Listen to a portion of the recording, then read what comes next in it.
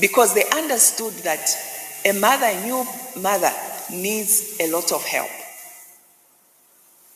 But now we are also encouraging our husbands, the husbands to these mothers, to also play a critical and important role.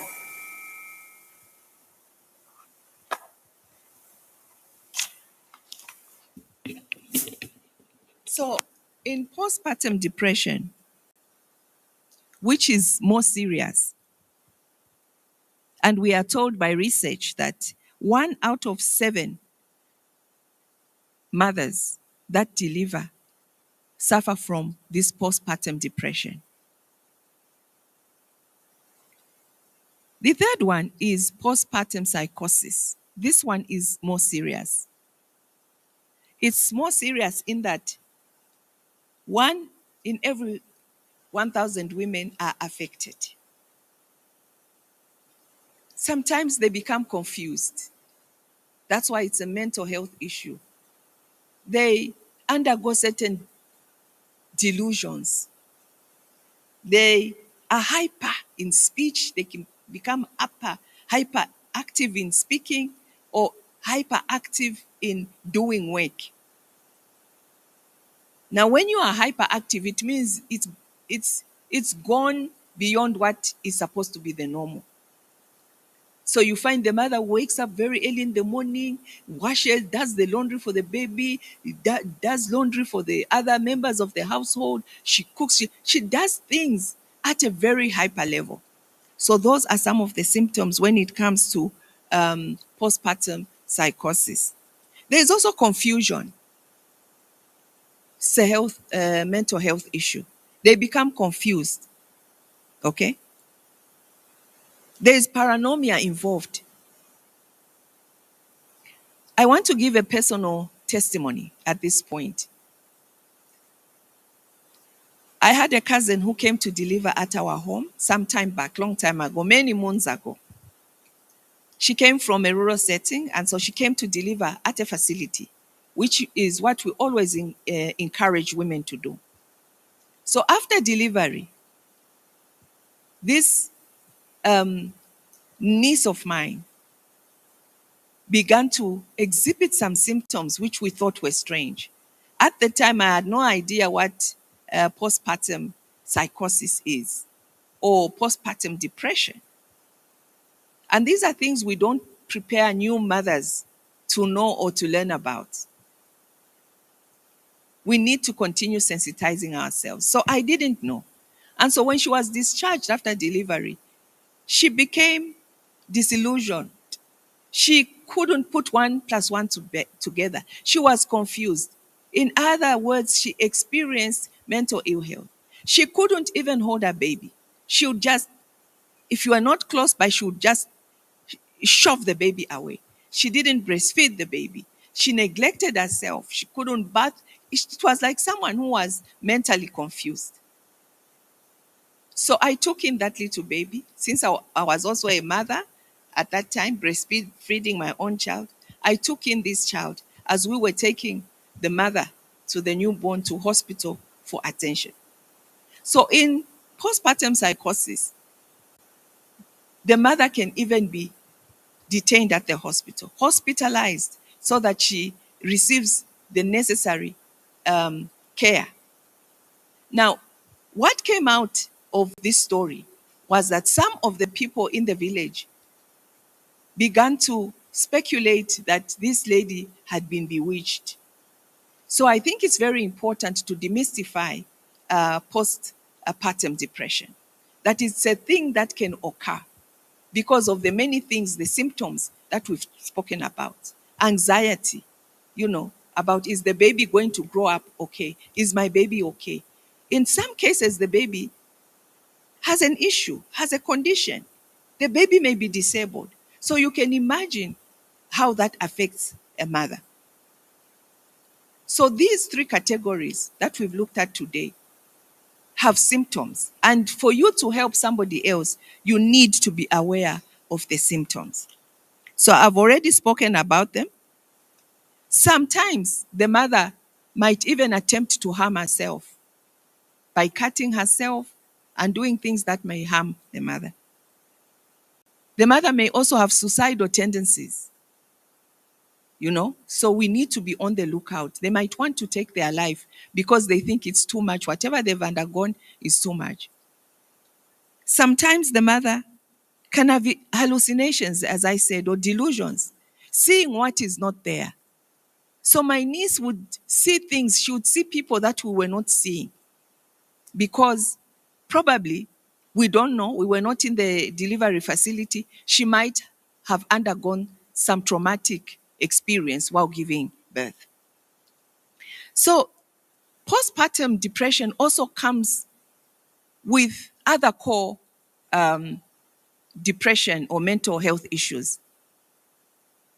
There could be postnatal depression, anxiety disorders, post-traumatic stress. And I want to talk about post-traumatic stress.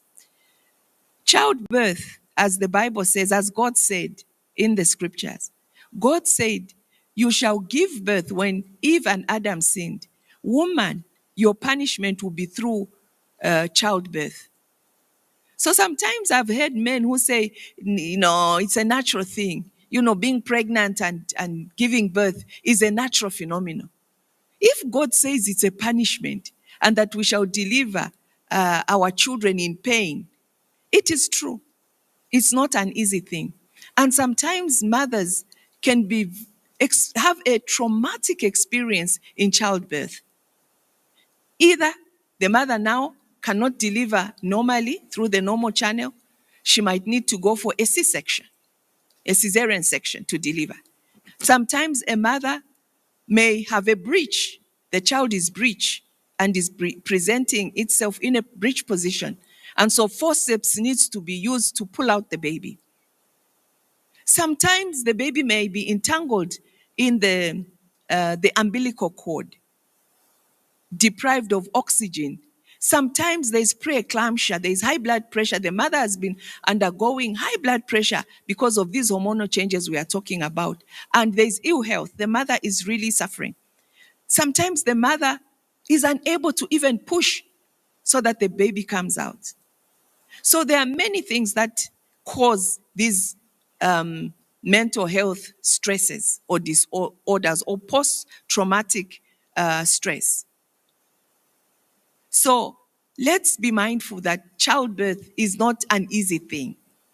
In our local language, in Bemba, we say that mwapusukeni, meaning you have survived this trauma of childbirth. Because many mothers, as you might know, lose their lives at the birthing table. As they give birth, they die, or they die and their children, the child dies as well. So it's something that we need to pay particular attention to. So, my brothers and sisters out there, the community members, please let's ensure that we look out for these symptoms. They are very, very easy to recognize in a person. The person might not have interest in the normal day-to-day activities that they used to do. Maybe this mother was an ardent reader. They can't read their Bible anymore. They can't read their study guide. Maybe the mother used to sing in the choir. She can't go to the choir anymore because there are so many demands upon her. Maybe she used to go to the gym. She just withdraws. Her appetite, becomes poor. So these are some of the symptoms that we need to look at. And sometimes there may be thoughts to self-harm, to harm themselves, thoughts of suicide. The self-esteem goes down because they think they've put on too much weight, their bodies have become distorted, and there's this new baby that now their lives are tied to for the rest of their lives, and so on and so forth. So, again, how do we negate postpartum depression? Is there help out there? Yes, there is help.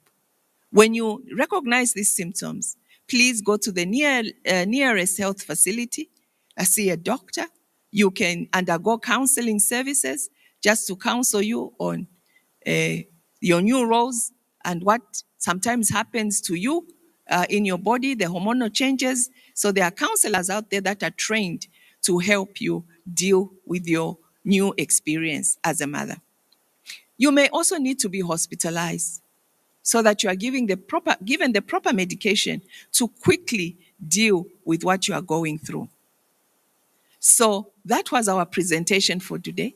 We were talking about postpartum depression and how it affects mothers.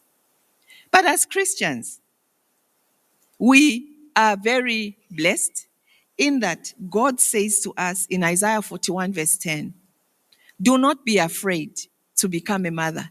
Or mothers, don't be afraid of the traumas and whatever is to take place after you deliver. The Bible in Isaiah 41, verse 10 reads, do not be afraid, for I am with you. Stop being anxious and watchful, for I am your God. I give you strength. I bring you help. I uphold you with my victorious right hand. So, community out there, please, let's be on the lookout for these symptoms. Let's be available to help new mothers. It's a lot of work. And let's be available to point them to those that are able to help them should they encounter postpartum depression. Thank you very much for your attention.